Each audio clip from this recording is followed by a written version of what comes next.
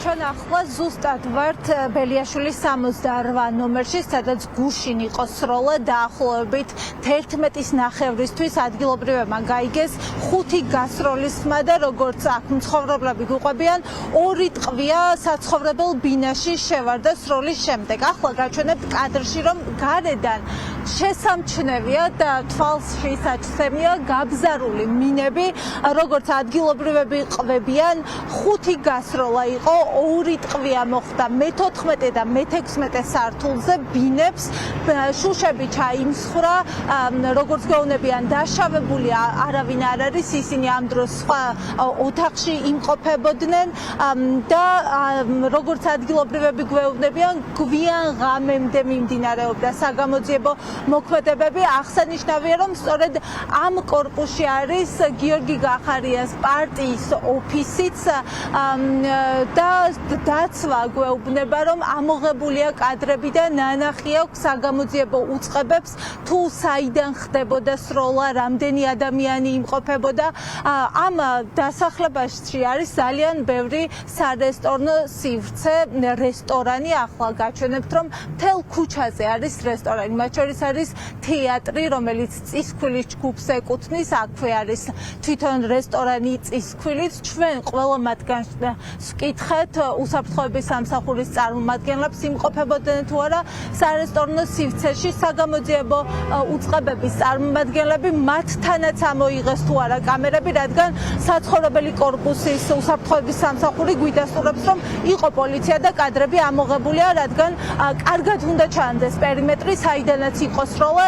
რაც შეეხება სარესტორნო სივრცეების წარმომადგენლებს, უსაფრთხოების სამსახური ერთი არ გვაძლევს გადაღებას შიდა პერიმეტრის ამის უფლებას და გარდა ამისა არ გვეუბნებიან, იყო თუ არა პოლიცია. ყველა მათგანი ამბობს, რომ დღეს დილით შეიცვალა ცვლაში და შესაბამისად ინფორმაცია არ აქვთ, იმყოფებოდნენ თუ არა პოლიციის წარმომადგენლებიც. უფრო მეტია, ერთ-ერთი მაგალითად გვეუბნება, რომ გუშინდელ სროლას საერთოდ შემხებლობა არ ქონიათ მათ სარესტორნო სივრცესთან, თუმცა რადგან მათ საცხოვრებელი კორპუსი არის სწორედ ამ რესტორნის მაგალითად ახლა ლუდის მოედანს ხედავთ კადრში, აქ ერთ-ერთი წარმომადგენელი გვეუბნება, რომ გარეთ იყო სროლა და მათ ინფორმაცია საერთოდ არ აქვს რესტორნიდან გასული ადამიანები ისროდნენ თუ არა ცეცხლსასროლი იარაღიდან.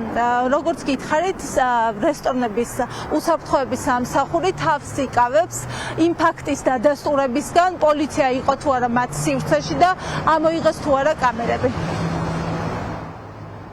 რომ სროლა იყო ღამით, თქვენი სადარბაზოს მხარეს იყო, თქვენი ბინები იყო, ვინ ხმარდა შევდა? არა, არ დაშავებულა, უბრალოდ სროლაზე ფანჯებს და ტყვია. ხო, კი ბატონო, პოლიცია იყო? კი ბატონო, იყო. თქვენთანაც ხომ არ ხომ არ დაუკავებიათ, ხომ არ ვთქვამთ, ვინც ის და ნუ აქ იყვნენ ღამე ექსპერტები, იყვნენ მოსულები და მედიაც. გუშინ მთელი ღამე იყო პოლიცია? ყოფილა აქ ეს 14 საფუძვე ვინ ხომ არ დაშავდა რამე ხო? არა, დაშავებული არავინ არ ასტოპებს, ნუ შეიძლება ჩინეთში ბეჭარი არის. დააკავეს ის როლეს? არა, ისინი არა. და კამერების ჩანაწერი ნახეს, ხო? არის ახლა ნახეს, არ ნახეს, ხო გუშინ მითხრა და როდის იყო რა იყო, თუ ასეთი სროლა იყო და რაღაცა მოვიდა და ალბათ პოლიცია რა. გუშინ რომ სროლა იყო, მაგასთან დაკავშირებით გვინდა თქვენთან თუ იყო საპატრულო პოლიცია? არა, საგამოძიებო უწყებები. თქვენიდან იყო, აქ იყო ამ ტერიტორიაზე?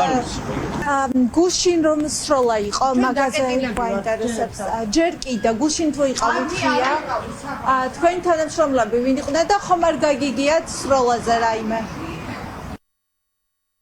ხომ არ იცით ვინ ისროდა, ვინ იყო? საგამოძიებო მოქმედებები ხდება. შეგიძლიათ გითხრათ? შემილია რომ შინ შეიძლება შემოსვლა რა ტერიტორია. თქვენ გითხარით თუ იყო პოლიცია? დაბაგუში მიახარებულ ვარ, დღეს მოვიდი და რა გითხრათ? რა გითხრას? წინასწარ არაფერი არ ჩააფია ვთქვით არა.